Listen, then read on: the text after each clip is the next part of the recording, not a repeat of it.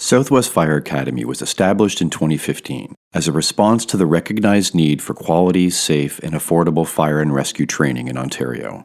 This is not your average fire college. SFA has high standards for their students, and it is their mission to teach and produce qualified, ambitious firefighters who are prepared to work hard to serve their communities.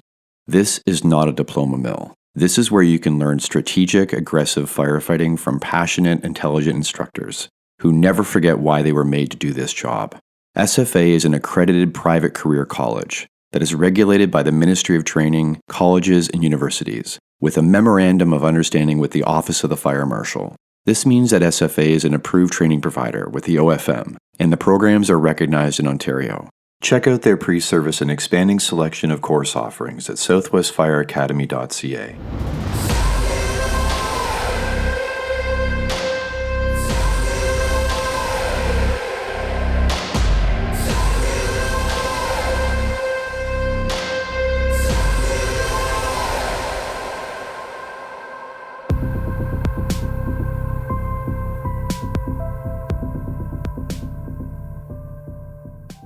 Hello everyone. Welcome to episode 131 of Multiple Calls. I'm Scott Hewlett. My first stint as a training officer was a massive eye-opener about how much I will always have to learn to be effective as a firefighter and proficient enough to pass knowledge and skills along, regardless of the size of your department. If you're bored with this job, it's your own fault. There are too many topics, call types, policies, and guidelines to stay on top of. And I can guarantee that there is something in your department that needs attention. The minute we focus on one area, others fall behind. There are foundational things, the basics, that every firefighter should be competent with. But there's also a lot to know outside the box that we all don't have the time and bandwidth to become well-versed in. And some of those fringe topics or rare calls are the most dangerous. They're known as halos, high acuity, low occurrence. If you're in a rut or a lull in your career, look into what gaps need to be addressed and start down a rabbit hole. Here's my chat with Clark Lamping. Okay, start off and tell me where you grew up and tell me a bit about your family. From Las Vegas, born and raised in Las Vegas, way back when Las Vegas had 250,000 people. And that was many, many years ago. Now we're over 3 million people. So I went to high school here, went to college here, went to University of Nevada, Las Vegas. So if you've ever been to Las Vegas, right? And if you've been on the Strip, you're actually not in Las Vegas, you're in Clark County.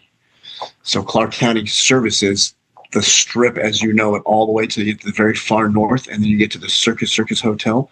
Once you go north of the Circus Hotel, now you're actually in City of Las Vegas, and that's a different fire department. That's going to be City of Las Vegas Fire Department. We have 4 fire departments here in the Valley. We have North Las Vegas, Clark County, and Henderson. But we all get along really, really well. We have automatic mutual aid with Las Vegas and North Las Vegas, and we have mutual aid with City of Henderson. So just on a fire 2 days ago, Henderson showed up. So it was good. Been married for 24 years.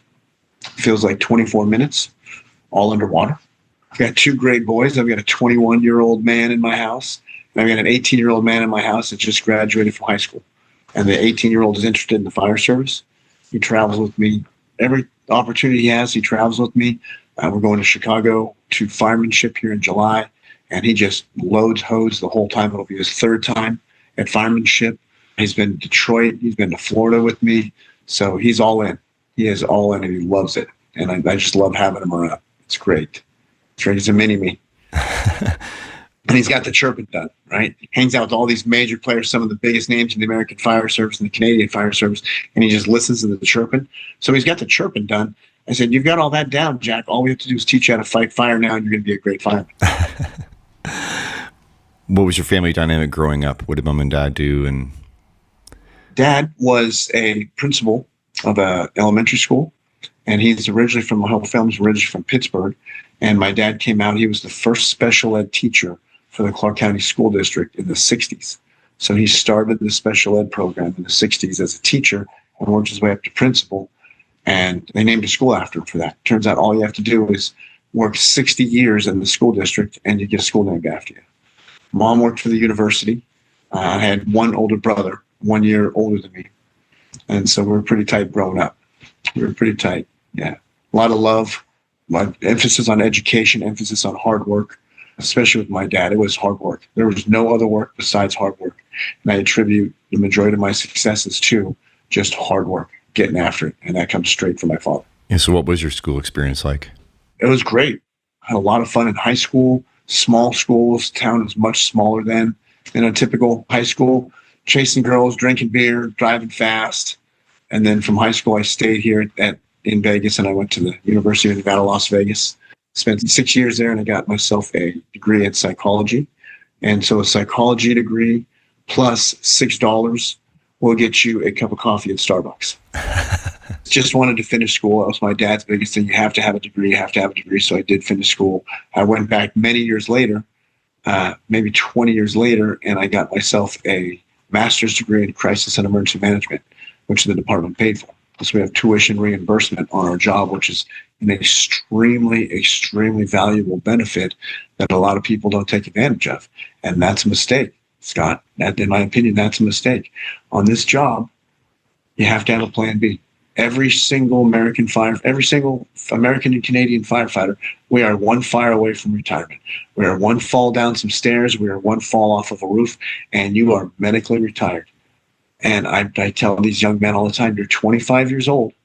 All you want to do is fight fire. Yeah. What happens if you break your back and you have to work from a chair for the rest of your life? What are you going to do?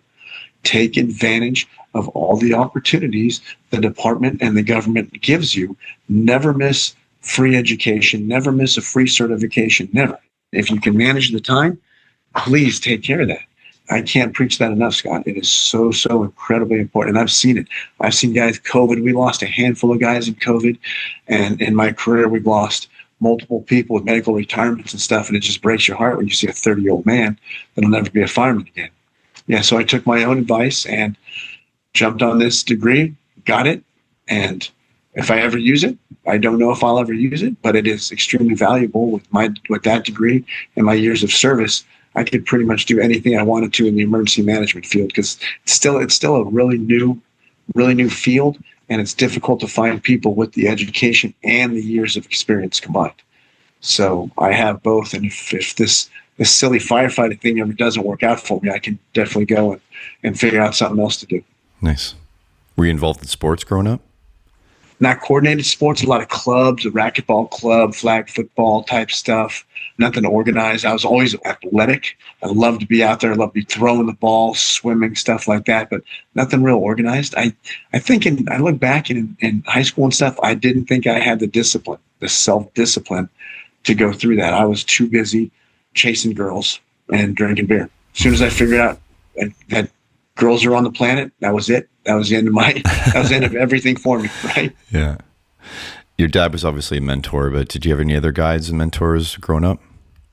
No, not necessarily bosses. I had some bosses that were really cool. I had a guy that worked at a warehouse that I worked at, and he taught me about customer service, just some random guy. It was a tile warehouse. I was driving a forklift, and this guy was so into customer service. I just watched the way he interacted with people, and I watched how loyal our customers were to that guy. They would pay extra money just to come to our store and deal with him. And that was really impactful for me, the importance of customer service.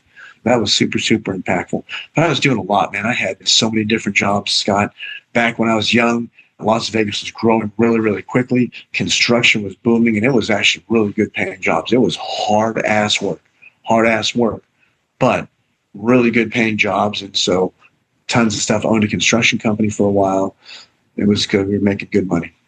What was the first exposure to the fire service? I have a cousin that just retired.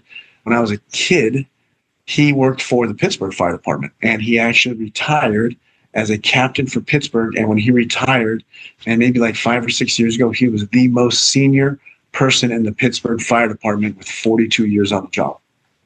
And I remember visiting Pittsburgh, and he took us to the Firehouse and showed us around and drove us around in his car.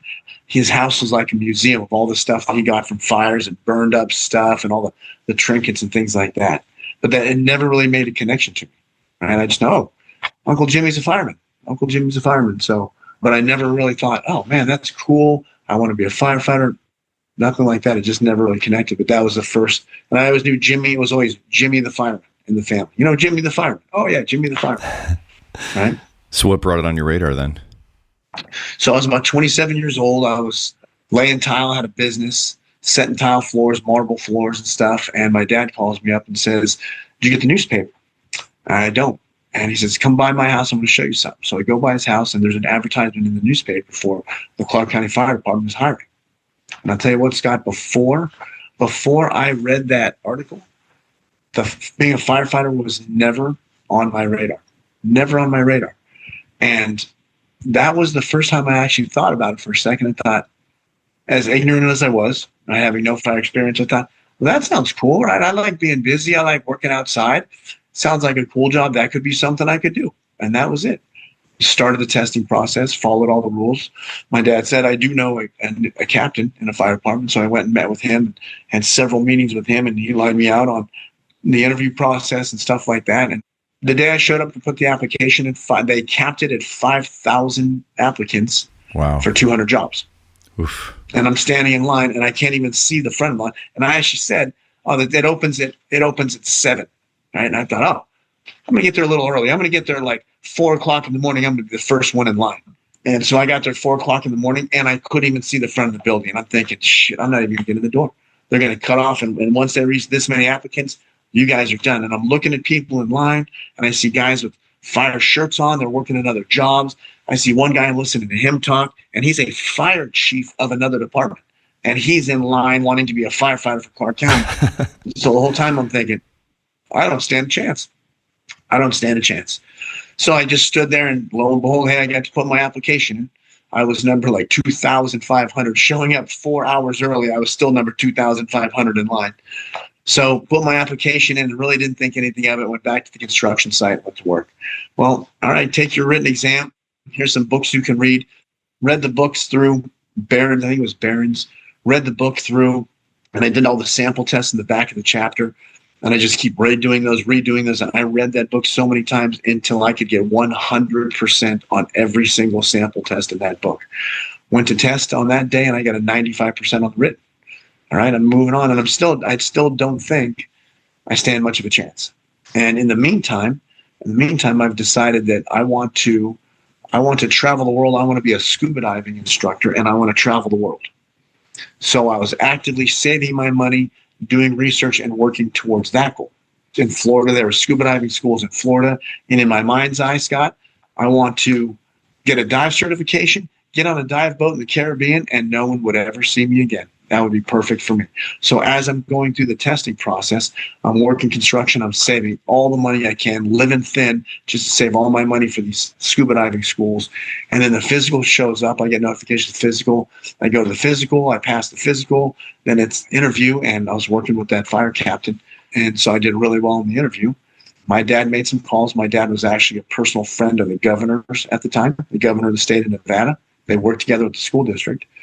And he put the word in for me, and I was 3 weeks out from leaving town to go to scuba school. 3 weeks out, and a friend of mine who worked at headquarters, he was volunteering at headquarters, also trying to get in, and he called me and said, "Hey, I just put an envelope in the mail with your name on it." I said, "Well, what did it say?" And he says, I think it's a job offer." So it was a job offer, and that was in 1998. And I started the academy in March of 98 at 28 years old. First try. A lot of guys are going to be pissed off at that story, right? A lot of guys are, that's not fair. You got juiced in. Again, hard work. There was a lot of hard work involved. Yeah, my dad made some calls. And the reason my dad was in the position that he was in is because he worked hard his whole life. Scott, I'm not a big believer in luck or religion or anything like that. My religion is hard work, and the harder I work, the luckier I seem to get, Scott. That's all I can just emphasize. That just all these people say, "Oh man, you're lucky. Bullshit, man. Absolutely not. It's hard work. Put yourself in the places that you need to be through hard work, and it'll take care of itself. Like a 10-year overnight success. Yeah. Speaking of hard work, how was the academy? We have a very, very difficult academy. It's more difficult now than when I got on. We brag about terminating 33% of our academy, which is fantastic. Fantastic, because there's certain powers that be, Scott, that say you have to hire certain people. Those people have to be hired. We have to check boxes, and we have to hire these people. Nowhere in there does it say we have to graduate those people. So the chief says, yep, the people above me say we have to hire these people. And he hands that over to the cadre and says, fix this, would you please? And if you don't perform, they don't care. This cadre, they have in the past, they terminated the fire chief's son was in the academy. And the fire chief said, do not give him any leeway. Just because of his last name, he's no different than anyone else. And they approached the chief and said, he's not cutting it. He's not cutting it. We're going to have to get rid of him. And the fire chief said, if that's what you have to do, no animosity. And so we fired the sitting fire chief's son. So we have no problem terminating anybody that isn't cutting it. And we are extremely, extremely proud of our cadre. They turn out. If you graduate the Clark County Fire Department Academy, you've been tried and true. You are dialed. You are ready. You are ready to be part of a fire company. None of this stuff like, okay, yeah, just we'll get you the job and then you'll sort it out as you go. No, these kids coming out of this academy are dialed. So yeah, we're super proud of that. 22 weeks. Mine was a little shorter than that. Yeah, it makes me nervous for my son. I just keep telling my son stories. Hey man, you better be dialed because they don't care about your last name. You show up to the academy, you will get fired. You will get fired. So how were the rookie years?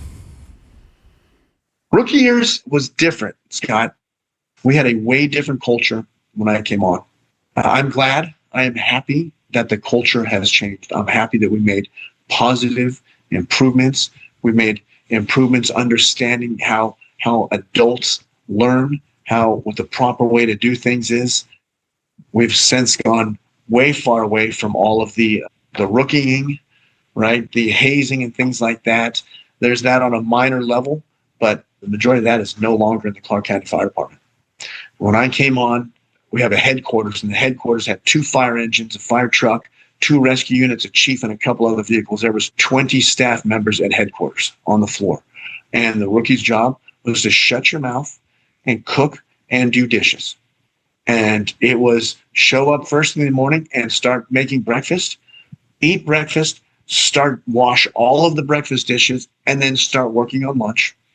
And then same thing, eat lunch, and then clean the lunch dishes, start prepping dinner. I really never left the kitchen. And that was all right with that. There was very little training. There was, hey man, you've been on the fire department for 4 months now. We should probably take you out and do some things with you. There was none of that. It was shut your mouth. You're an idiot. Do the dishes. And that was it. We've since changed quite a bit.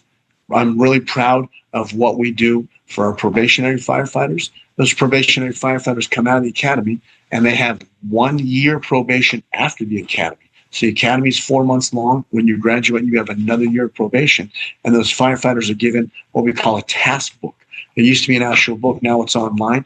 And every day of every month is lined out. On this day, this man has to pull the 24-foot extension ladder, put it against the building. He has to advance the charge hose line up there. Right? He has to go to the force entry prop and he has to force an inward, outward swinging door. He has to get on the roof. He has to demonstrate vertical ventilation with an axe and with a chainsaw. And then there's a whole list of equipment, right? For example, the thermal imaging camera. That individual has to research our thermal imaging camera and he has to put on a presentation for the company on the ins and outs of the thermal imaging camera, the SCBAs, the PPV fans, the chainsaws. Every piece of equipment is required. That individual does a thorough class and presents it to the company. So we do a great job. The academy and the first year is great. But what I've discovered, the 2-year fireman, Scott, the 2-year fireman is the most dangerous person on the fire ground. And the reason for that is towards the end of your probationary year, you can work ahead in your task book, right? Hey, I'm already done with July. Can I start hitting out a couple of August? So you've been on the job about 10 months. Your task book should pretty much be completed. And in addition, the task book is great, Scott, because it gives the companies some direction as well. So this kid shows up to the firehouse. What do we want to do today? Oh, it says right here that we have to go to the force entry prod and break doors. Hey, perfect. Our day's lined out for us. Let's go. Right? And of course, you can obviously do more than that, but it's a great opportunity for the companies to get trained as well. And anyone who listens to this, I'll give up my information afterwards. I'd be happy to share the task book with you. It's a great start. You just take that task book, you modify it, take our name off it, put your name on it, present it to the chief and say, hey, I got a great idea, chief, check this out. So back to the 2-year fireman, as you progress in your rookie year and you've on probation, you've got about 2 months left, then you start showing up to fire stations and the officer or the senior man will say, all right, let me see the task book. Oh, sir, my task book is already complete. And how many times have I heard, oh, great, that's good, so we don't have to do anything today. What message are we sending that probationary firefighter? Oh, the task book is complete. No more training is required of me. I'm good. I know all that I need to know. And that's the message we're getting. And they hear that over and over again. And now we have an individual who has just done the skeleton. He's done the basic tasks. Now it's time to put the meat on the bones. But his attitude and the message he's getting from the firefighters on the floor is, you're done. You're done. This is all we need. I don't mix words when I meet a 2-year firefighter. I look him in the eye and say, you are the most dangerous person in the fire service right now. Here's what we're going to do to fix it. I'm not busting your balls, right? I'm telling you, we have a problem here. We have a deficiency in our training, and here's how we fix it. And we are a big department. Scott, we're fast growing. So we have rookie school after rookie school. We graduated rookie school. 3 months later, we started another rookie school. So we have rookie schools that overlap. So the benefit is, man, we're opening fire stations. We have 1 under construction, 1 is breaking ground, and 3 are on the books right now. So we're growing really, really quickly. Lots of jobs out there. We're continually rookie school after rookie school, and in addition, promotions. Every time they open a fire station, they promote 3 captains, 3 drivers, all the other positions associated with it. So we're growing really, really quickly. The downside is, Scott, I've been to fire stations where I have a 3-year firefighter supervising a 2-year firefighter supervising a probationary firefighter. And the 3-year firefighter was in the chair in the lazy boy with his feet up sleeping at 10 o'clock. And the poor probationary firefighter was scared to death, running around the station looking for something, looking for some kind of direction that wasn't coming because it wasn't happening. So that's the disadvantage. So we have old probationary firefighters supervising brand new probationary firefighters. So with a fast-growing department like ours, we're really losing a lot of the culture, and we're losing a lot of the importance of the senior firefighter. It's tough. I encourage guys to slow down and read and study. If you're not getting the fires, you need to be watching, you need to be reading, you need to be studying, because this is a situation. This is a significant situation. And it's in about 3 classes, Scott. We were really behind on hiring. So we hired an 80-person. We hired 120 people, graduated 80. Then we hired another 100, graduated 60. I think in 2 years, we hired over 200 firefighters. And we completely lost our culture. The culture completely changed. When you're asking guys, why are you doing that? No one told me not to, or I just came with this on my own. So that's the downside to a really rapidly growing fire department. That has to be really frustrating to the academy cadre who are turning out a good product. Turning out a good product, yeah, and they can't control everything. So, yeah, it's frustrating to a lot of people. And it hurts my soul when I see one of these young firefighters go to a company that's less than motivated, undermotivated. That guy's first year could change the next 29 years of his career, and that could be the detriment. He could get in with some guys just real negative attitudes, don't like to train, don't like to work, and now that's his attitude, and we just set up a 29-year problem in the first year of the fire service. When did you first start to get some training then? Because you were in the kitchen the entire time. When did that shift? I'm bouncing around stations. You don't get a bid in because you're junior. So I'm bouncing around some stations. I finally landed a bid at headquarters with a little bit of time on. Headquarters was really, really busy, and their attitude was, we fight fire all the time. We don't need to train. We're actually doing it. And I thought, well, if that's what the senior guys are saying, that sounds right. So I'm flipping through a magazine. One day it was a Firehouse magazine, and here's this advertisement for Firehouse World in San Diego. And this might have been 2003, 2004, maybe even earlier. And I asked the guys, I said, hey, who's ever heard of this? Has anyone been? No. I said, what's it all about? I don't know. So I started doing a little bit of research and said, hey, I think I'm going to go down to this Firehouse World, because San Diego, it's a 5-hour drive from Vegas, and San Diego is one of my favorite cities in the United States. And you don't have to give me an excuse to go down to San Diego for the weekend or the week. So I just loaded up, couldn't find anyone to go, drove down completely by myself, got my own hotel room, and attended Firehouse World. And I remember sitting in my first class. To this day, one of my best mentors, a man named Ed Hatfield.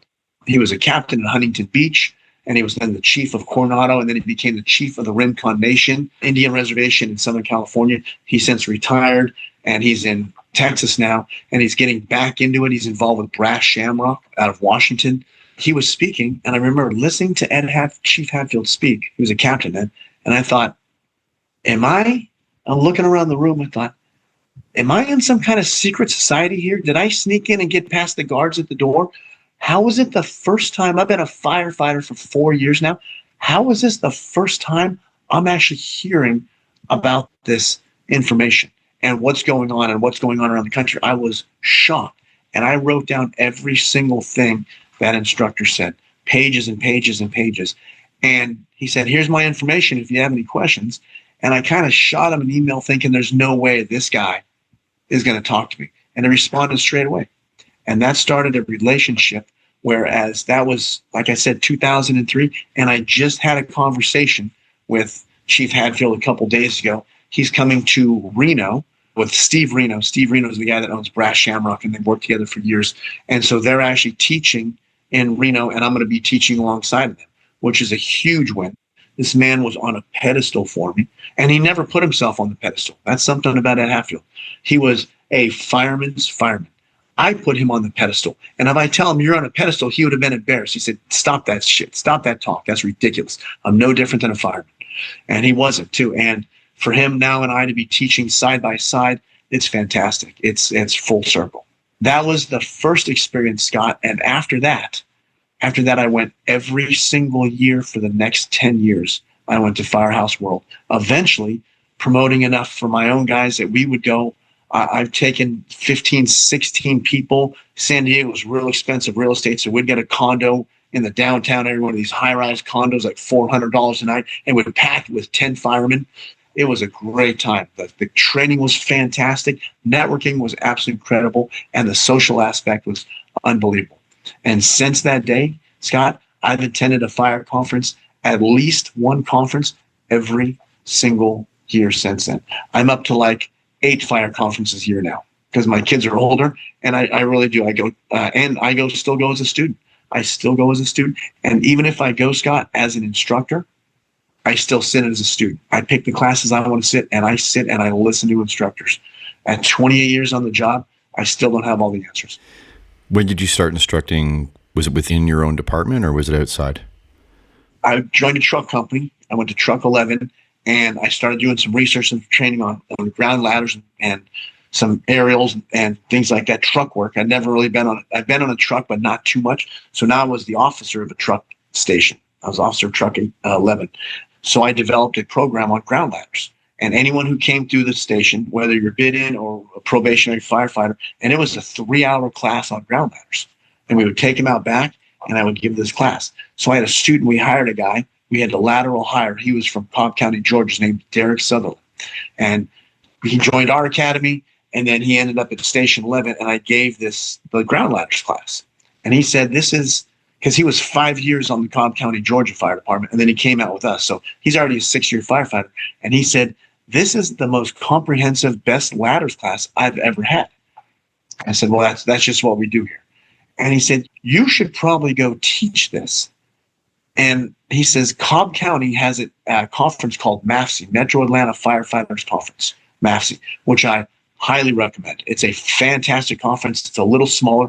It's completely free. It's completely free. Hands-on. I think hands-on costs $25 for a hands-on class. And the only reason they charge $25 is because they found a lot of people sign up for stuff, fill up the roster, and then just don't show up. So if you invest $25, they tend to show up more.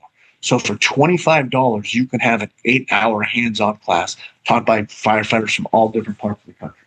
So Derek Sutherland tells me, we should teach this in Georgia. And I said, Derek, who is going to pay to listen to a ground ladders class? And he said, you'd be surprised. I kind of poo-pooed it. And he said, let me put some stuff out. So Derek put the class together and then he submitted it for us, unbeknownst to me. And he says, hey, I got some news for you. The class got accepted and it filled out. We sold the class out in 30 minutes, 2 days, 2 8-hour days. And I thought, you're kidding me, right? That many people want to hear ladders. So we showed up and we put on our ladder class and it was extremely successful. Still, I'm still shocked that people wanted to hear us speak and people were that interested in ground ladders. And then we taught it there several years and we brought other firefighters in and we trained the trainer. And that turned out to be a self-sustaining program for many, many years at MAFC. And so that was a win. That was a huge win. And that was the first time I instructed outside of Clark County. That might have been 2014, 2013, 2014, something like that. I was a student for 10 years before I was ever an instructor. 10 years as a student and gobbling up information, as much information as I could get. So that was my first experience. That was integral. It was that class that I'm sitting at the bar, the hotel bar in Cobb County, Georgia, and sitting next to me is Bill Gustin. And I just struck up a conversation with Bill Gustin. And that conversation, sitting there drinking beer, changed the trajectory of my career and my life. Scott, that changed. Meeting Bill Gustin and training with Bill Gustin changed my life. And I will forever honor him as a man, as a fire captain, as a mentor, as an instructor. I do not believe we will ever see another Bill Gustin in the fire service, ever. And you talk to the top echelon of fire instructors in the fire service right now, they will all tell you, we cannot hold a candle to the Bill Gustin. So that was an integral part of my career. Again, back to luck. People would say that, well, you were so lucky that there was an empty seat at the bar next to Bill Gustin. And I said, yeah, that could be. Or what did I do in my career for the past 10 years to put me at a bar in Georgia in an empty seat next to Bill Gustin? Maybe a little bit of luck, but again, more hard work and putting ourselves in places that we should be in. You mentioned you were an officer on the truck when you went to that news station. Talk to me about promoting and how you decided to do that and what that process was like for you. We are growing very quickly. There's a lot of promotions, but our promotional process is, especially for officer, there's a promotional process for driver engineer. That's pretty competitive. But the promotional exam for fire captain, we don't have lieutenants, you go to fire captain. Very difficult, highly, highly competitive. And at the end of the day, the list comes out and it just ranks straight by performance. The difference between number 1 and number 10 on the list is 2 percentage points. That's how tight it is. So you take a written exam, which is several thousand pages of material, some IFSTA books, some manuals, the SOPs, the rules and regs of our department. So there's a written exam, and then you do an assessment center, which is rattling. It is just fire scenario, EMS scenario, hazmat scenario, personnel, a lot of personnel questions. And after that, you are ranked on a list strictly by performance, no other factors whatsoever except performance on the exam. And so I took that exam one time. I finished number 6 on the promotional exam and was promoted within a year. And again, as a new probationary captain, you just rove. You rove and you're filling in for overtime. You're filling in for vacations. Finally got enough seniority that I put a bid in for Firehouse 11, double house, engine and truck, and I was awarded the bid. And then I spent 11 years as a captain at Station 11 on B Platoon. Great, absolutely phenomenal time in my career. Station 11 was on the Strip. If you've ever been to Las Vegas and you've walked to the Welcome to Las Vegas sign, you walked right past Station 11. I could hit it with a golf ball, and I'm a terrible golfer. So what happens is the Strip is very busy. Not so much fire duty, but just chaos. It's chaos every single night. So all the young guys, we work on the Strip, and then as you get a little bit of seniority, you move off the Strip a little bit because you decide you want to sleep at night. And so I had a constant supply of young, aggressive firefighters right out of the academy. and we did really, really good things. And the fact that it was a truck station, we had a lot of firefighters want to show up to a truck station because we don't have a lot of trucks. We only have, now I think we have 7 trucks. Back then we might have only had 4 trucks. So the truck position was a very, very valuable position. I really enjoyed my time at Station 11. I worked with some fantastic people, and I look back and I'd say the majority of the young firefighters that I work with now are promoted. The majority of them are captains at this point and training officers. So it was great. And I believe you asked me why did I choose to promote? I worked for a lot of different captains, and I always thought, man, I like the way this captain does this. I don't like the way this captain does this. And I if I were a captain, I would do this. And if I were a captain, I would do this. And I decided that I wanted to be the one that makes the decisions. And it's not nefarious, right? It is, I think our community needs to be treated a certain way. And that certain way requires a lot more work and a lot more energy than I believe the firefighters are giving.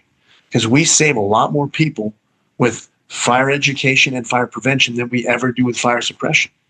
But it's not fun. It's not sexy. So you find a lot of guys just don't want to get in the community, don't want to talk to people, don't want to put ourselves out there, don't want to invite people to the Firehouse and help them out, put together plans, evacuation plans.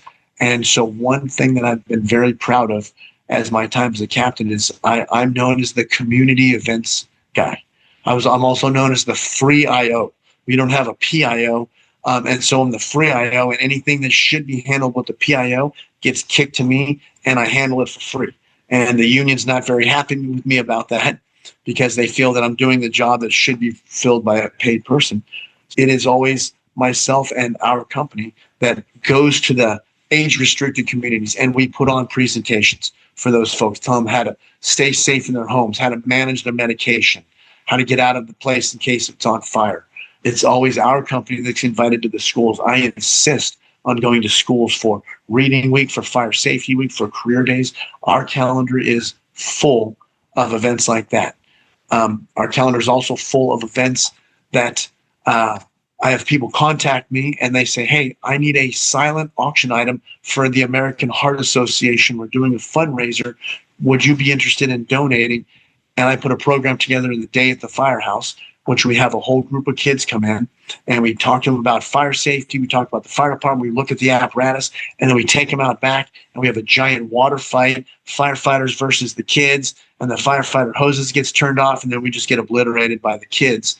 But the whole thing, it's about getting kids and adults into the fire station and telling them what we do. And 100% of the time, Scott, 100% of the time, the adults will say, I had no idea that that's what you guys did as firefighters. So the word is out that if you want to work at our station, at my station, we will be doing a lot for the community. And some people buy in, and some people say, absolutely not, am I doing that? A lot of that comes out of my own money. I spent a lot of my own money doing that. A lot of times those events happen on Saturday and Sundays. A lot of times it's football Sunday. This is our priority. The NFL is not our priority. Our priority is protecting the people in our community to the best of our ability. And if that means we're going to have kids for a water fight over at the fire station on football Sunday and give them a message, that is what we're going to do. And so that's one of the reasons that I became a captain, because I think we could be doing better. When did you get involved with Tech Rescue? In 2008, that's when the economy had the downturn and Las Vegas got crushed. Las Vegas was a fast-growing community, rental houses like crazy, and real estate got hit hard. And our economy took a huge hit, almost to the point of collapse. And so the fire department, all county departments were told, you have to cut jobs. You have to cut jobs. Our fire chief said, I'm not cutting any jobs. I'm going to cut programs, but no one is going to lose their job. And so we had a very stout and highly qualified technical rescue program, fully staffed with 10 firefighters. We had a hazardous materials program that was fully staffed. There was a couple other positions that he did away with, IT positions, the PI. That's when we lost the PIO position. And all those firefighters went back to just being firefighters. So we lost the technical rescue program. It was a huge hit for us. And those guys were good. Those guys in the technical rescue program were dialed. That's all they did. That is all they did. And it takes an enormous amount of training. So many years later, I can't remember what year it was, maybe just like 2020 or so, they brought the technical rescue program back, but in a different capacity. So it was going to be cross-manned with two different fire stations. They picked Station 11, and our sister station was Station 21. The actual vehicle, the technical rescue vehicle, was staged at Station 21, and they were going to use those personnel, and the 8 personnel, the 10 personnel from Station 11 would be included. I've never been a tech rescue guy, Scott. I appreciate the disciplines. I've never had a passion for it. And now all of a sudden, boom, now you're a tech rescue captain. And I was really proud of the work that we did on Truck 11 and Engine 11. We put that truck up every single shift because at Station 11, the truck did the shopping and the cooking. Every single shift, and that's not an exaggeration, Scott, every single shift on the way to the store, we picked a building, we flew the area, we got on the roof, we walked the roof, we talked about building construction, we came down the roof. So we were an extremely capable truck company that everyone was proud to have us on scene. When they heard Truck 11B was arriving, they knew that we were going to get the work done. Engine work as well. We were really proud of the engine work we did because we did a lot of training. So here comes the technical rescue program, and the technical rescue program requires 20 hours a month of technical rescue training. Just technical rescue training. It is hours a day of the 5 disciplines. We have trench, we have confined space, we have building collapse, we have ropes, and we have machinery entrapment, and we have swift water. I'm sure I'm missing something in there. But anyway, so it was heavy duty training. And the chief calls me up one day because we have to log all our training in the computer. And the chief calls me up and says, "You're deficient in your training." I said, "Chief, I think your records are wrong because we have 16 hours of required training and we did 40 hours of technical rescue training this month alone." He said, "Yeah, you're not showing any fire training." And then I said, "That's because we're not doing any fire training. I can't do 40 hours of technical rescue training a month and then say, hey guys, for the 2 hours we have that we can sit down, let's go pull some hose or throw some ladders." I said, "That's not happening." So he said, "Well, that's a problem. You have to complete this." And I thought back, Scott, that I was not a good technical rescue captain. I could have been a good technician, but the one actually standing on the roof, taking a look at the rope lines going over and being the one person that says, yes, I'm going to sign off on this rope system and I'm going to send individuals off the side of this building on this rope system. I never thought that I was completely capable of that. In addition to the technical rescue captain, we did very little truck training after that. We did very little engine training after that. So I went from what I believe to be a very competent and capable truck and engine captain to a mediocre technical rescue captain, a mediocre truck captain, and a mediocre engine captain. So I made the decision. I did not think I was providing my company, our company, with the best service that I could have provided them as a captain. And I thought, I'm going to have to step out of this program. I will leave Station 11 because of the tech rescue program, because I don't want to get anybody hurt. And Scott, I don't know if you know this, it is way, way easier to get yourself hurt and killed on a tech rescue call than it is a fire call. Way easier. And I did not want to have that responsibility. So I left Station 11 after 11 years, and I did an engine and a rescue company. The rescue company is just an ambulance. So a 4-person engine company and a 2-person rescue company. I'm now at Station 38 on B Platoon. It's in the southern part of the valley. And I just completely focused on engine work at this point. And again, Scott, we are at Station 38B. We are very capable and competent of engine work. We are pulling hose. Most shifts we're pulling hose. We're talking about stuff. We're going over stuff. We just had a ripping ass fire on Saturday. Apartment building. We had a dryer vent going up that was clogged full of lint, caught fire in the vent, extended to the attic. And we had an apartment building with 16 apartments on it, 8 up, 8 down, and we had half the building on fire. Station 38, first on scene, we pulled lines, we got up there, immediately pulled ceiling, and we started flowing water and got our absolute asses kicked. But we were in the initial companies, and we made that stop. And I couldn't be prouder of our guys. They put that hose on the ground. I didn't even have to look. I was giving my brief initial statement. I'm making calls, and I turned around and looked, and the hose lay was done perfectly, exactly the way that I wanted it to.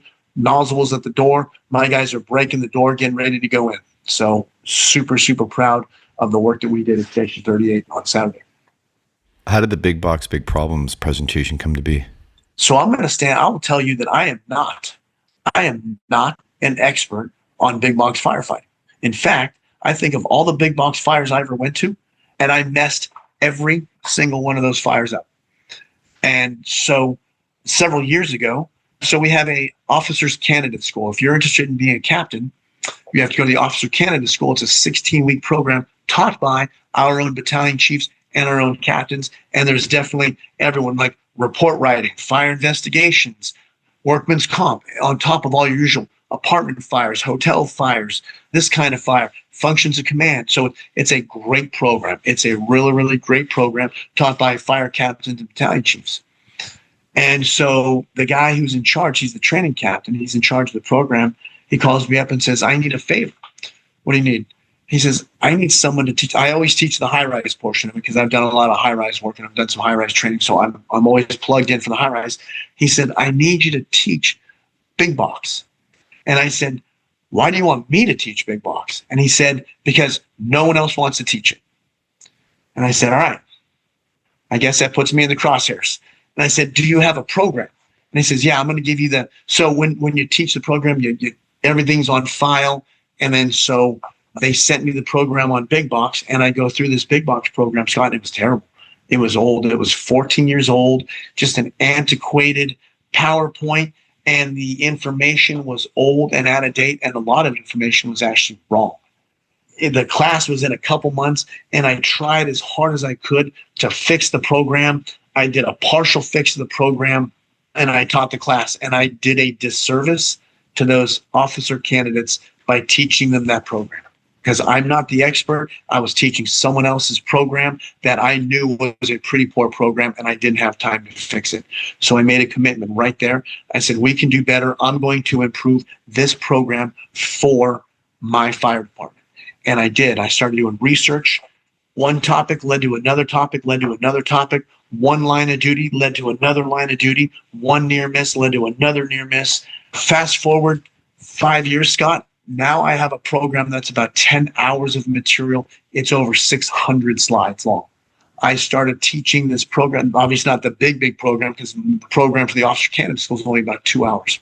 And I started teaching this 2-hour program, and it really took off. It really took off, and it was stuff, not my material. It was stuff, hey, this happened in Miami, this happened in Oklahoma, this happened in San Francisco. I talked to these guys who were involved in a near miss. I talked to a fire captain who fell down a pit at a recycling fire. I talked to these guys that got lost and ran out of air. I read this line of duty report.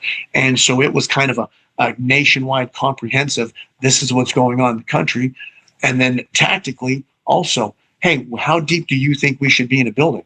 I picked up the phone. I called all my guys. Hey, in city of Chicago, what's your SOP say? Send it to me. Send it. Green Bay, Wisconsin, Miami-Dade, Houston, Texas. Send me these SOPs, and I've got a stack of SOPs that I reviewed and to try to put together an SOP for our own department.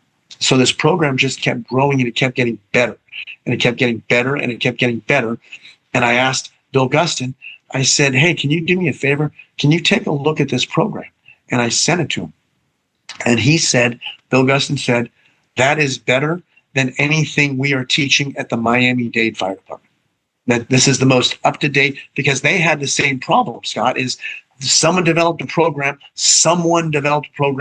years ago, and they just kept recycling the information. And I couldn't find anyone that's really updating and is really concentrating on this topic and continually updating, continually doing research. And Bill Gustin said, can I teach this at our officer training? And I gave him permission to. So Miami-Dade is a huge fire department. They have 4 helicopters in Miami-Dade. 4 helicopters. They've got boats. That is a massive department. So they were teaching my program, and Bill Gustin told me, you should really teach this program at FDIC. And so I put in the application, I filled out the application, and the application was accepted. And that's when the program really started getting traction. I taught at a lot of different not just officer candidate school at my job, but a bunch of different stations. I tell captains, hey man, if you guys need a 2-hour class that you guys just want to put your feet up on a summer day and stay cool inside, and we could go over this in the day room, let's do it. So I did a lot of teaching like that. I've taught in my neighboring departments, but it's when I started teaching at FDIC that the program really, really got traction. And then every time I teach, Scott, I tell you, hey, if you have been on an incident, something significant, near miss, line of duty, I want to hear about it. If you've got a real unique building in your first in, I want to see it. If you've been on a fire, I want to see it. And my email box just started blowing up. Hey man, take a look at this fire. We had this incident. Guys you never heard of. We've had so many near misses, Scott, on this job that no one ever talked about because they didn't even believe it was a near miss. We got lost in a warehouse and 30 minutes later, we found our way out. And I said, did you tell anybody? No. Did you write anything down? No. I said, can I interview you on this? Yeah. Do you have pictures? Yeah. And I've got near misses in my program that no one's ever even heard about. Well, I'm talking near misses like 30 seconds away from being a line of duty. And no one ever thought to, hey, let's catalog this stuff. Let's talk about this stuff. Let's learn about this stuff. We need a 100 near misses that everyone should know book. Yeah, we do. We do. And some of these are so shocking, Scott, that I hear these guys. I had a guy brag once that he stretched a 600-foot stretch into a commercial structure through high rack storage, and he was wearing that like a badge of honor. My engine company stretched 600 feet of 2.5. And again, I hear stuff all the time, Scott. I'm not a big box expert. And you know what else? I cannot find a big box expert in the United States of America or Canada. I cannot find one. I cannot find a firefighter in the American or Canadian fire service that's going to say, I've been to so many of these fires and I've crushed every one of them. The fire went out. We saved the product. We had no near misses. I can't find that person. And if you're out there, please reach out and I will include you in the program. Also, if you're listening to this program and you've been involved in something like this, if you got some crazy building in your first in, I want to hear about it. I was doing a presentation just last month in British Columbia, and this chief approached me and said, we have a medical equipment garbage place in our first in. They're pretty much medical waste. They are taking hypodermic used needles, and they have a 250,000 square foot warehouse of used medical equipment that they're incinerating. And the chief says, we've had multiple fires there. I'm looking at his eyes thinking, do you realize this is a problem? Please tell me you're going to back this up with, we need some information. He didn't. I have chest pain thinking about being in a building that's on fire, crunching on used hypodermic needles in a building with zero visibility, trying to find fire in it. And the more people I talk to, Scott, the more instances like this I have. Let me ask you this, Scott. I'm going to tell you, a recycling plant. Right? I'm going to say we had a fire. We didn't. Someone had a fire in a recycling plant. Right? I'm not even going to tell you where it was. In your mind's eye, Scott, what do you think's going on in a recycling plant? Well, one of my first fires in my career, in the first year I was in, was a recycling plant, and it was a massive pile of garbage to start with, and then hydraulic fluid from one of the compactors, baling, paper, started a fire. There was fire everywhere. We were there for a week. For a week. And did you commit, whether you want to say it or not, I don't know, but I will find that you will find firefighters committing deep inside a building full of trash. A recycling plant is a building full of trash. I've never been on a building fire, but I've been on recycling yard fires. And just like you said, Scott, that's a 72-hour fire. That is a minimum of 72-hour fire. The person said we had a near miss in a recycling plant. The captain, they'd been in there multiple times before the officer was in there, and they had a pit where the trucks would drive in this pit, and it was level. The top of the truck was level to the ground now, and they just push trash into the truck, and the truck would drive out. They'd been in there before they knew there was a pit, and the captain went into the pit, fell into the pit. Now we have a mayday in a building full of trash on fire and a captain who's down in a pit. And I'm hearing this story, I'm thinking, this hurts my heart. This gives me chest pain to hear this stuff. We are still in 2026. We are still pulling 1.75-inch cross lays into large commercial buildings. We are still searching off the hose line. We are still searching for people inside Walmart who aren't there. You're not going to find people in an occupied Walmart, right? They have evacuated because everyone's awake and because of the size of the building. A Walmart is 100,000 square feet with a 30-foot roof line on it. That's 3 million cubic feet of air. You have a fire in a Walmart, it takes 15 to 20 minutes to fill that building with smoke to a point that you can't see anymore. And I've got the videos to prove it. So everyone's already out of the building. To show up to a Walmart and start searching for people off of a hose line is suicide. It's absolute suicide. I still talk to companies, Scott, that they don't do any kind of air management drills. Number one factor that is going to cause success or failure at a large commercial building is proper air management. That is the one factor that will determine how deep we go in the building, how long we stay in the building, what our capabilities are inside that building. If the fire is going to go out or not is determined by our air management. And I still find firefighters and officers in this country that don't do air management drills, who will work in deep inside of a building until their bell rings.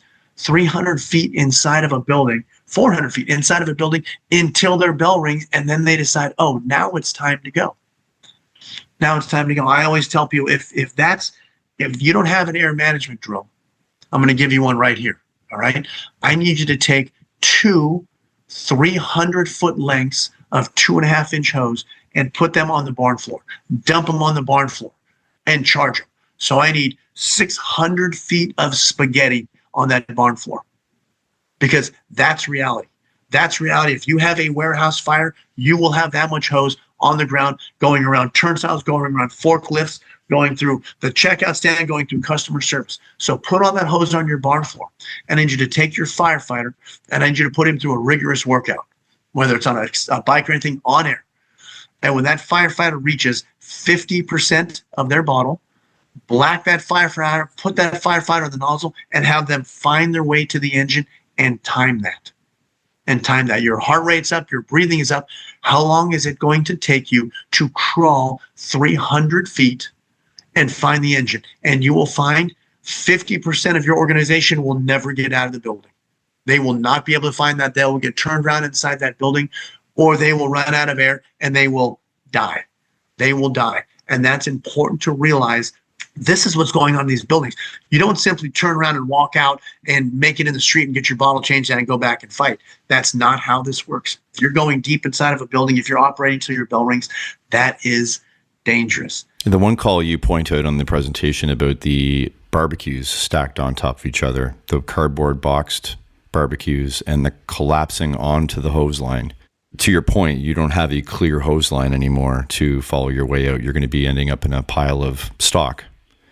Yeah, and that's because something that wasn't really on my radar until I started doing research, Scott, is if you've got cardboard boxes, you walk into a building and you see cardboard boxes sitting directly on a concrete floor. That's dangerous, all right? Especially if they're not somehow secured by nylon banding or shrink wrapping or anything like that. That is dangerous. And if you see that, if you walk into a building with haze on the top and you identify that type of storage configuration, your firefighter indicator danger light needs to start pinging, because not what might happen, what will happen. What will happen is the sprinklers will activate, and or we will open up our hose lines and we'll start flowing, and we will put 3-4 inches of water on that concrete floor. And those boxes on the bottom there will absorb that. Well, no brainer. What happens when cardboard gets wet? Especially if we're hitting it with hose lines and we have our sprinkler spraying on top, we're degrading that cardboard. What will happen to those stacks of cardboard boxes? They will fall, they will collapse, they will probably collapse into our egress, into our hallways. And in that scenario you're talking about, they were deep inside the building and the collapse happened behind them. Behind them, completely obstructed their egress. They could not get out. And they realized they were trapped. And so what they did is they started trying to climb around the boxes. Well, because the boxes were not secured in any fashion, all they were doing was pulling 100-pound barbecues down on top of themselves. Those companies were legitimately trapped in a Weber barbecue warehouse. I asked the firefighters on scene, I said, when did you realize that was a problem? When did you realize that operating in that environment with that cardboard, when did you realize? He said, when the first stack of barbecues hit me. And then I said, and then what happened? He said, then the second stack of barbecues hit me. And then we had catastrophic collapse of 100-pound barbecues coming down on top of us. And I asked them, would you do something differently? He says, absolutely. That is now on our radar. We talk about that when we see a storage configuration like that we realize this is dangerous. This is what's going to happen. And a whole segment of my class, Scott, the first segment of my class is situational awareness and risk assessment. It's identifying things like that, because what I've found, Scott, firemen don't know that. They will walk deep inside that building and they will not even identify that this is a problem. If it's not sitting on a pallet and if it's not somehow bound, shrink wrapped, or nylon bound, that is dangerous, and that will end up on the floor, hopefully not on top of you, but it will definitely affect your egress. I've heard of near misses, Scott, with boxes of potato chips.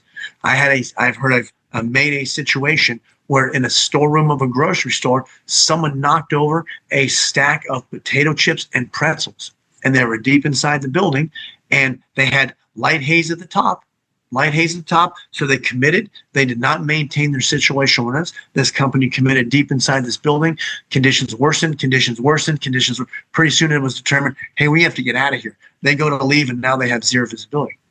And what happened behind them is the stack of potato chips and pretzels had collapsed into their egress. So as they're egressing, they're walking down on their knees, they're getting through the aisle, and then they come across a stack. And they thought, this wasn't here when we came in. We must have taken a wrong turn somewhere. And then they went to leave, and they started looking for an alternate egress, and they started running out of air, and they had a Mayday situation. And they didn't realize it was simply the stack. We almost had firefighters killed by potato chips and pretzels. Bad firemen? No. Good firemen.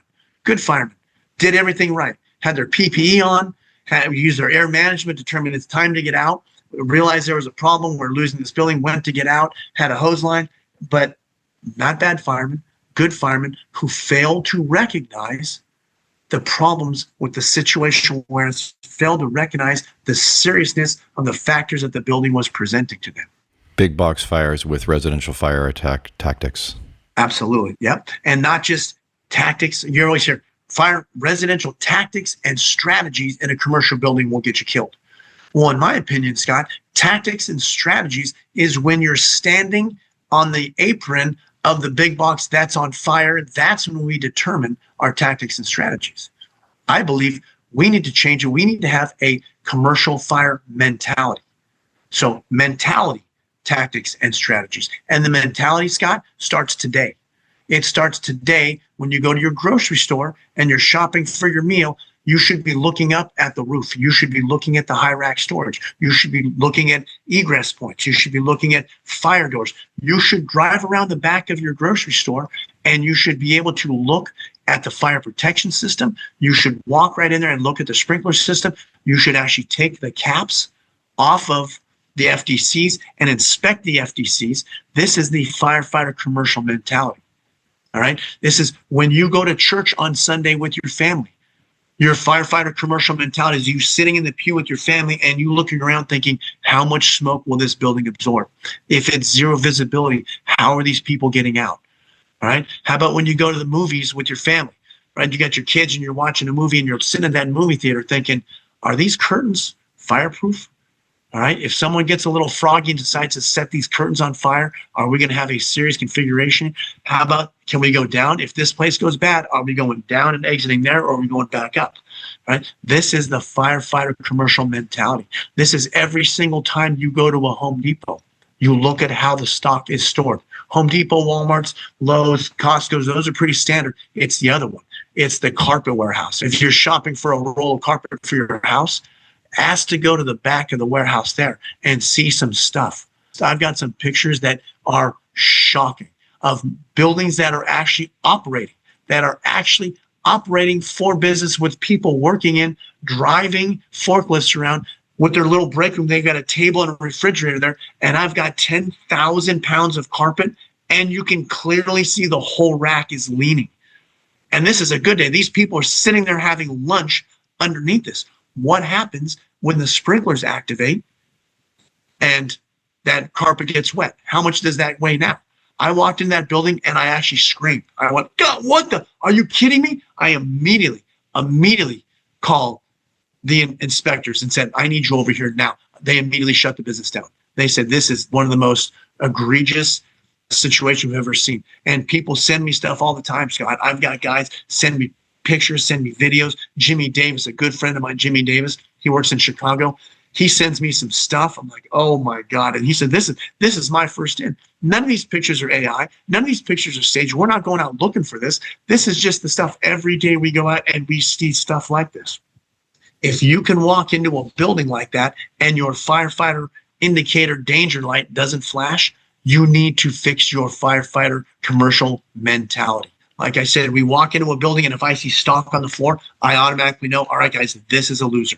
I'm not going to commit a fire company into these places because these assholes are too cheap to buy a rack to put their stuff on a rack, or they're too cheap to buy pallets and secure that stuff on pallets. If they don't give enough of a shit about their product, we don't give enough of a shit about their product. And I'm not going to commit crews in here, potentially get people hurt or killed for them. One of the most powerful things I took for the presentation was where major companies are building warehouses and why, and how that creates a severe understaffing responding to those fires. So can you talk about that? Yeah, absolutely. The new normal in my country and your country, Scott, is huge warehouses. And you can thank for that in the state of Nevada. You can thank Gavin Newsom, who is the governor of the state of California, and you can thank my wife. Those are the two people responsible for the explosion of these large warehouses in Nevada. So the price of real estate now in the state of California is so expensive, and the political climate, we're not going to have a political conversation, but the political climate in California is now anti-business. The political climate in the state of Nevada is lower taxes. Please come, we will take care of you. So we have these cargo ships now showing up from China, and they land in the port of Los Angeles, and they put all that cargo now on trucks and trains, and they send it straight through the state of California. This happens in Southern Nevada. They put it in Las Vegas. In San Francisco, the same thing. They take it right through the state of California, and they drop that in Reno. And Las Vegas and Reno are exploding with rows in the suburbs. They put them out in the suburbs where land is cheap and close to highways, rows and rows of million square foot buildings. We have a 2 million square foot building just outside of Las Vegas, 2 million square foot. That is the headquarters for Crocs and Hey Dudes. All right. Every single pair of Crocs and Hey Dudes shoes that gets sold in America and Canada comes from that warehouse in Vegas. So what these companies are finding, and also that's Gavin Newsom's problem. Now, my wife shops Amazon like it's a part-time job. They should probably put my wife on Amazon's payroll. All right. If your wife or your girlfriend or you shop on Amazon and you click Amazon Prime next day delivery, and if you buy whatever you want to buy and you expect it on your doorstep the next day, you will have Amazon distribution centers and fulfillment centers in your first in. It is impossible to have next day delivery without massive warehouses in your community. And that's the trend now.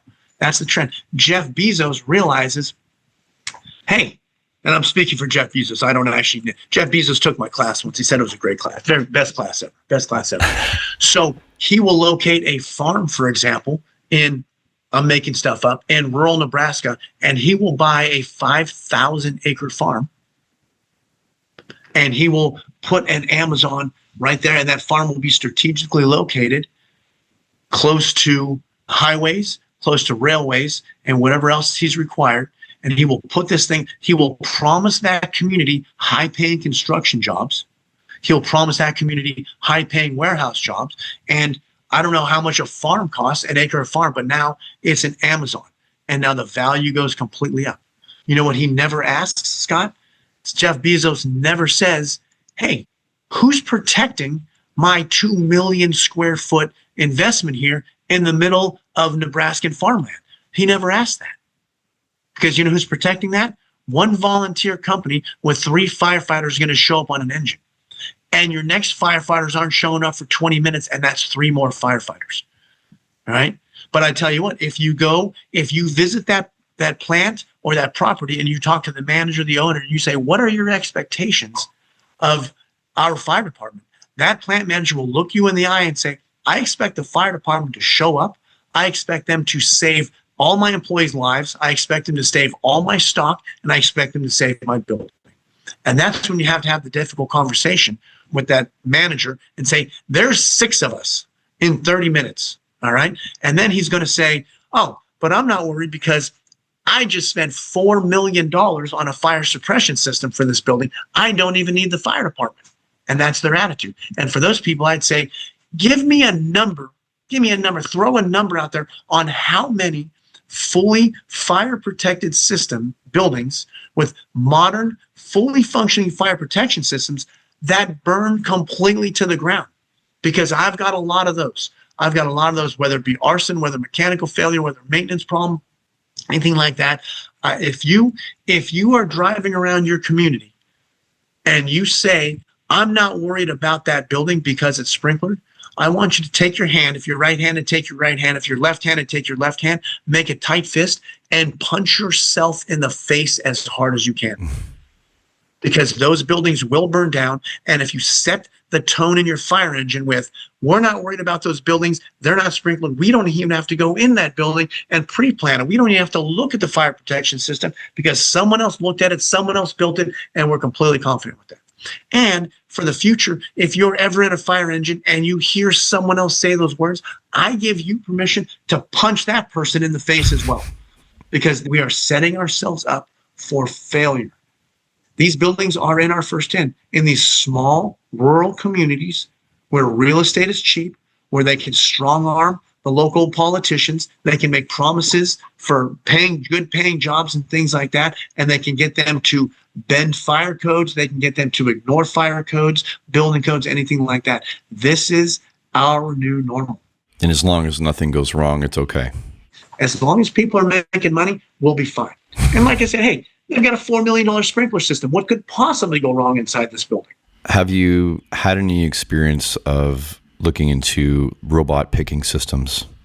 Yes, we have 2 of them that I've been witness to and actually done research on in our community. One is a 1 million square foot liquor distribution center.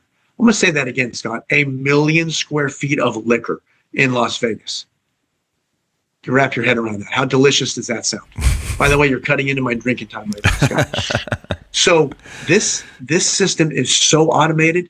So a truck will come in from Jack Daniels and they will back up to the loading dock, and a robot will unload pallets of Jack Daniels. They will break it down. They will send that product all over the warehouse. Robots will put that in designated shelves. And then for example, the Bellagio Hotel, they put their liquor order in and they need 50, 60 cases of Jack Daniels. Robots will retrieve those cases of Jack Daniels. They will put them on a conveyor belt. That conveyor belt will go, and another robot will build whole pallets and put those pallets on truck designated for the Bellagio. This system happens in a 16-story cage with plastic netting around it that is lockout, tagout, and there are 300 robots, lithium-ion battery-powered robots, operating 24 hours a day inside this building. And if you want the video, again, reach out to me. I'll give you my contact information. I've got the video of these operating robots. I've got pictures of the actual robots. And that's one system. Another system is the stacks of plastic bins. We have another one. It's an electrical component supply store. So electricians, they come in, they buy this one component. Robots travel. A 400-pound robot travels on a grid system above this, and it's just stacked plastic boxes. And one robot will reach down and pick up 8 boxes and move out of the way. Another robot comes over, hovers over, and picks up the one single piece that was bought, and the robot comes back and drops those boxes back. That robot drops that one single piece on a conveyor belt, and that electrician shows up, and here's his one component. I have multiple videos and pictures of fires that happened in those units. Again, a 400-pound lithium-ion battery-powered robot inside of a structure. This is new technology, but I tell you what, Scott, if you know anyone that says, hey, my son said he wants to work in a warehouse for the rest of his life, you might want to discourage that, because, again, this is the new normal. In 10 years, there will be no more warehouse jobs. That's that liquor distribution center, 1 million square foot, operates 24 hours a day. There's 30 people working in the warehouse. That's it. 30 people working in a warehouse that delivers liquor 24 hours a day. Soon to be 20, soon to be 10, soon to be 5, soon to be none. Yeah, exactly. Half those people are simply monitoring robots. That's what they're doing. And here we think that house fires are dangerous and Vez is too crazy. Yeah. It'd be worth just mentioning, while we're talking about stock and dangerous fires, just in case no one's watched it, the Boyd Street documentary. Any chance I have to recommend that people watch that it's pretty powerful. So wouldn't want to assume that everyone has seen it. Yep. And not just the video. Read, I don't know what they're called, the yellow sheet, or it's a colored sheet, but the city of Los Angeles did a fantastic job on reviewing that fire and putting that information out there. And they stood up there, they said, we made mistakes. City of Los Angeles, we made mistakes. We almost got people killed. We had 2 guys never came back to work again. Every single firefighter that went in that building, and every single firefighter that went on the roof of that building went to the burn unit. Every single firefighter. And Scott, just by sheer coincidence, one of the guys on the hose line was a personal friend of mine. He worked for Clark County. He was a Clark County firefighter. We hired him. He was from Los Angeles. He came out, we hired him. He worked with us, good kid, nice kid. And he worked with us for about 5 years. City of Los Angeles offered him a job, so he went back to the city of Los Angeles. And I had a lot of conversations with him about that fire. Hard, emotionally tough. When you actually think that you're going to die, and legitimately think that you're going to die, that changes the way you look at your life, right? That changes the way you perform. Again, they had boxes stacked on a concrete floor that weren't secured. And those companies went deep inside that building in a very, very narrow egress, they had to squeeze to get their way through. And what could you predict happened when you have boxes stacked up? We're not even going to take in consideration the fact that it was all nitrous oxide and butane inside those boxes, right? What can you predict would happen if you push an engine company through a narrow hallway with stacks of cardboard boxes not secured? Of course, those boxes came down in the egress. And when that company was deep inside that building, well, it wasn't too deep because it wasn't that big of a building, but they were inside that building, and it came time for a rapid egress. They turned around and leave, and they discovered their egress was completely blocked by collapsed boxes, and they had trouble getting out. If they would have been able to turn and exit, their injuries would have been significantly less. But again, bad firemen? Absolutely not. Great firemen who failed to recognize the danger of operating in a warehouse with boxes stacked in that configuration. And I have a couple quotes from that green sheet that says you should, something, not exact quotes, but in the presentation it's the exact quote, but it says something like, if you recognize the fact that you're going to have extremely limited ingress, that means you're going to have extremely limited egress, and you should operate with caution. Again, the firefighter mentality. I open a warehouse door, Scott, and I see a 16-inch width ingress with boxes like that stacked on the floor. I don't know if I'm going to commit deeply inside that building, right? I might have to lay down a blitz fire or a ram, or I might have to lay down a 2.5 with an 1.8-inch smoothbore, and I might be able to send water deep as I can. I might want to bounce it off the corrugated roof or the metal decking and rain water down there. But I'm absolutely knowing now what I know. 20 years ago, I'd have made the same mistake. Absolutely. Knowing what I know now, I'm not committing my company deep inside that building, understanding that how many times history has repeated itself and guys have got jammed up and lost and killed. How has the overall experience of traveling and teaching been for you? It changed my career, and it actually changed my life, Scott. I have met so many incredible firefighters in this country and in Canada, in our countries, just fellow instructors, students, people that pay their own way, people that will travel to come to listen to a class and pay for the class. That's the top echelon. That is the top echelon. And if you're in your agency and you're in a lull, I don't really like the guys that I work with. They're kind of jerks. No one wants to do anything. All right. You want to give yourself a stimulating shot. You go to a conference. And that's the top of the American and Canadian fire service. Those are the people that take their career so seriously, that take their career of protecting the people who we are paid to protect, that they're willing to spend their own money and they're willing to take their own time and vacation time and spend time away from their family to fly or drive somewhere and gather information from someone, whether it be hands-on or classroom training. Those are our people, Scott.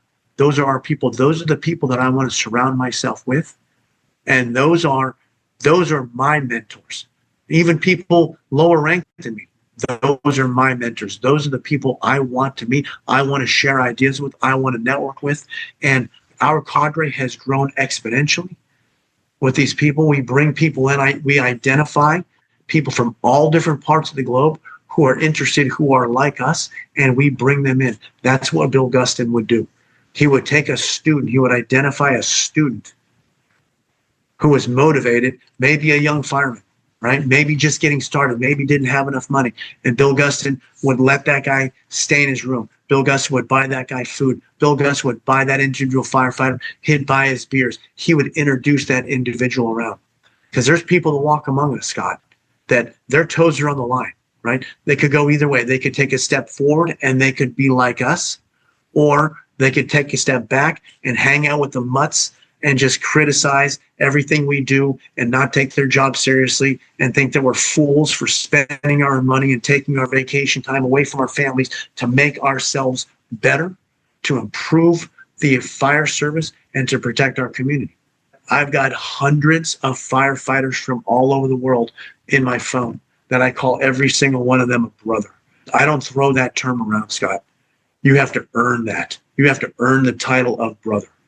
And the men and women that I have in my phone, those are brothers and sisters. So me traveling and training, an unbelievable experience, networking. And like I said, I've grown my circle of friends, and I've brought so many other people, completely random people from fire departments most people have never even heard of. I've brought them into our circle, and now we travel together, and now we train together. I'm not the only one who says this, but I promise you, you want to be better, you need to leave your department. You need to find out who is out there teaching what. You need to identify those people. You need to identify mentors. You need to identify authors. And you need to reach out to those people. Something else, if you're a student in a class and that instructor puts his information on the screen, all right? I've had people tell me, I really wanted to ask you some questions, but I didn't want to bother you. And I said, I've got news flash, man. If I didn't want to be bothered, do you think I would have put my personal email and my cell phone number on the screen? I want to be bothered. If you're a student and you reach out to an instructor and they blow you off or they don't respond, give them a couple opportunities, because I know I get a lot of emails and I do apologize. Sometimes I miss an email. I try not to. I'm trying to get more organized. I try to answer every single email and text that I receive, because if that individual had the courage to reach out to me for questions, I make sure to give that person the additional professional courtesy and have a conversation with that person. People are leaving a lot on the table if they don't invest and look in the larger fire service. They could have such a more fulfilling career and experience of this if they just went out. Someone said it, Scott, I can't remember who. This job is way more fun when we're good at it. Yeah. And around people that love it as well. Yeah. Being around people that love it.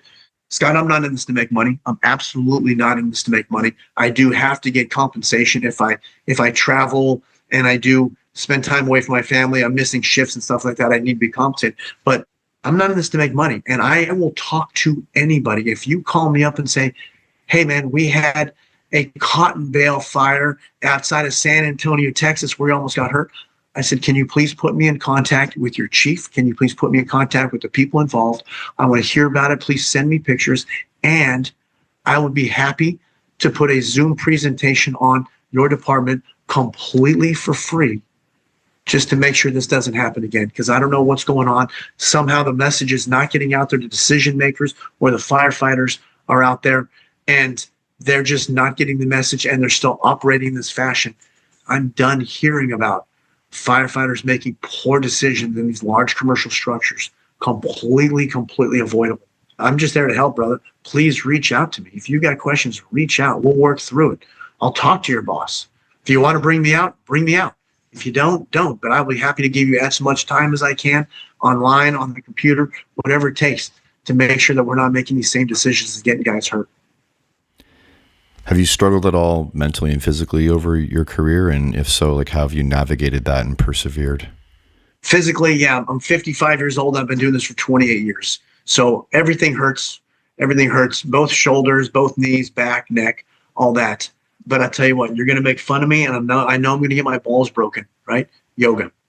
Okay, Clark, I say this to people all the time. Yoga is for firefighters. Did you get your balls broken? No, and I'm saying if you think it's easy, you're doing it wrong, or you're just not doing it. But it is a game changer. Yep. At 55 years old, I'm no longer powerlifting. That's a recipe for a short career. You're going to blow your shoulders, you're going to blow your back and your elbows. And what I do, Scott, it's not straight yoga. I have some yoga poses, and in addition, I've got a bunch of stretches I learned from different physical therapists that isolate certain parts of the body.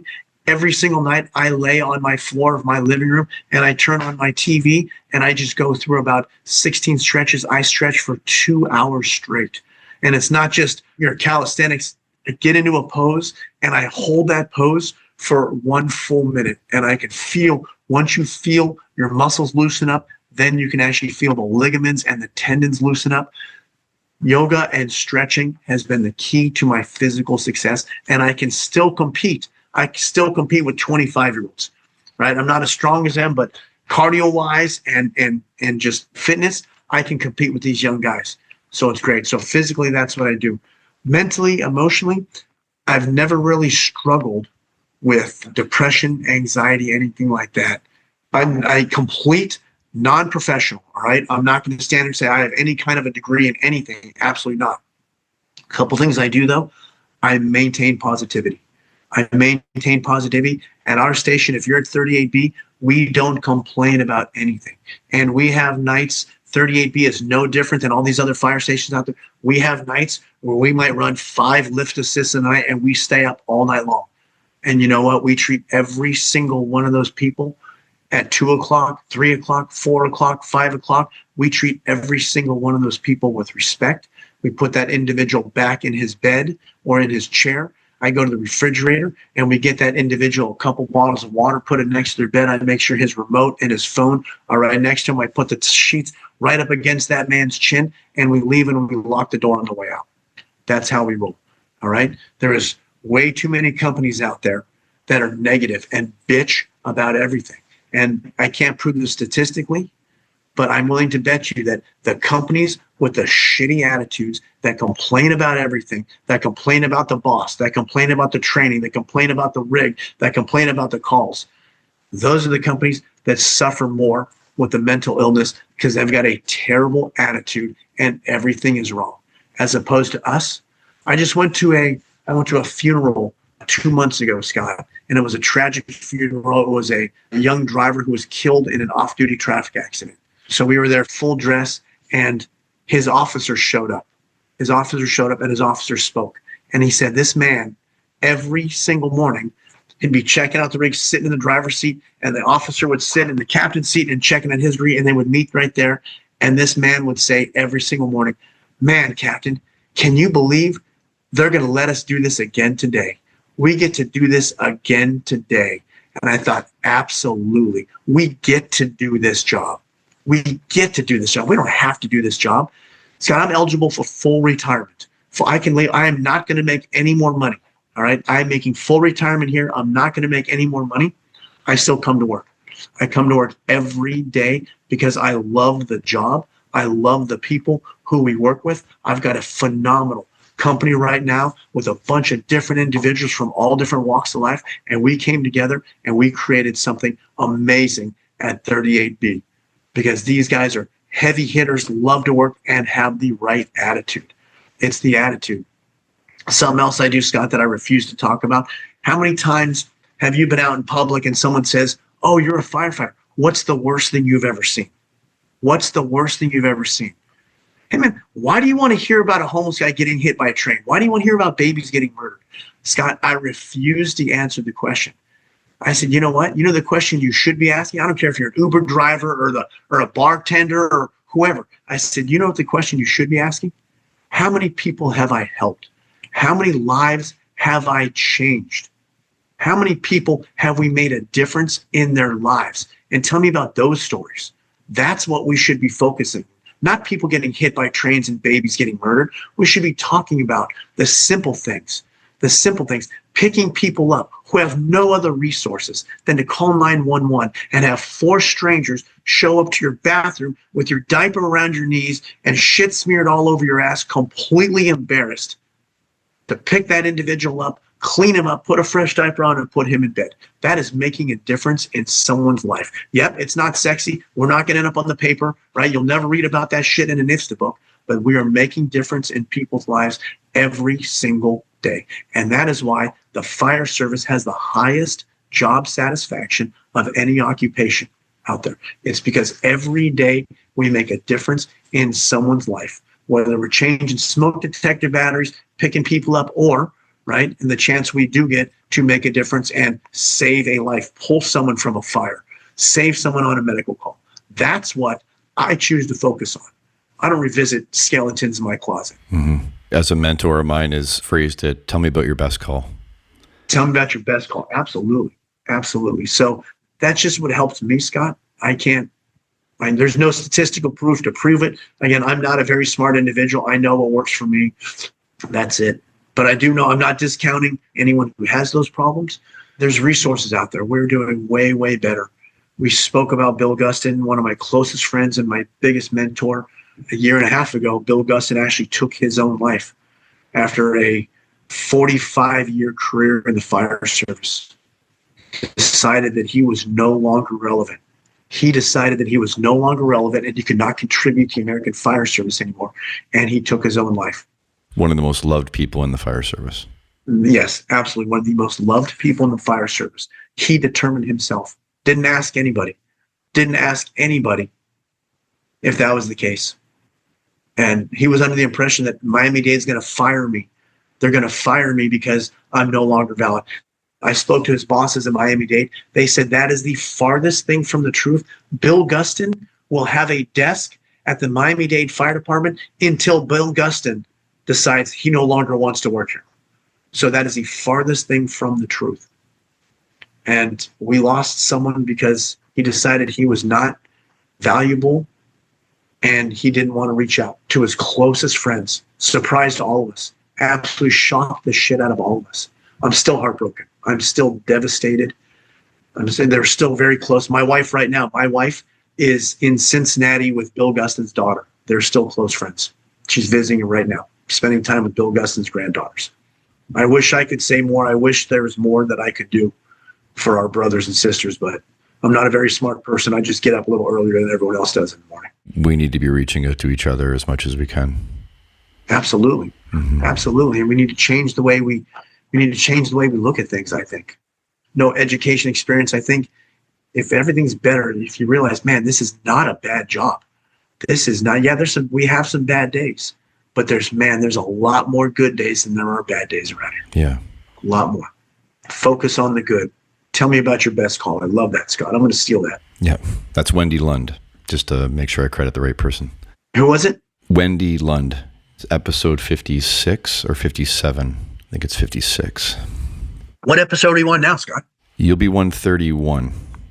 131. So we're fantastic. Getting there. We're getting there, brother.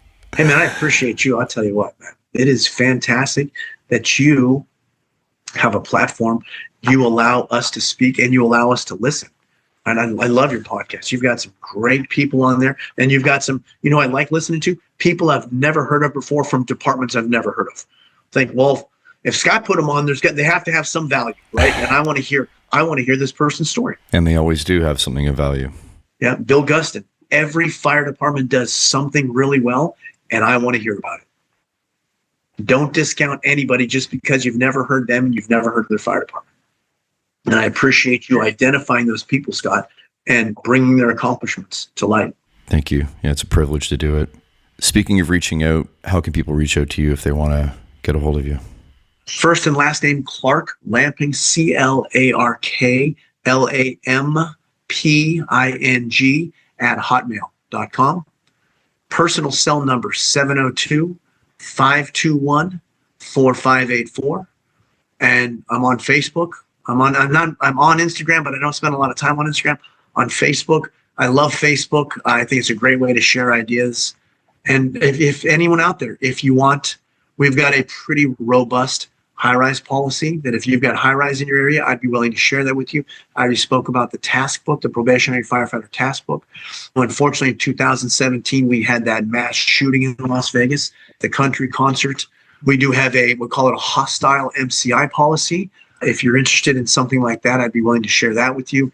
Anything that I have, nothing's proprietary. All right. And again, I'm in this to help firefighters save lives. That's it. If there's anything I can do for you, professionally or personally, please don't ever hesitate to reach out. Thanks for spending this time with me tonight. I really appreciate it. It was my pleasure, brother. It truly was my pleasure. Thank you. Thank you for allowing me to speak with you.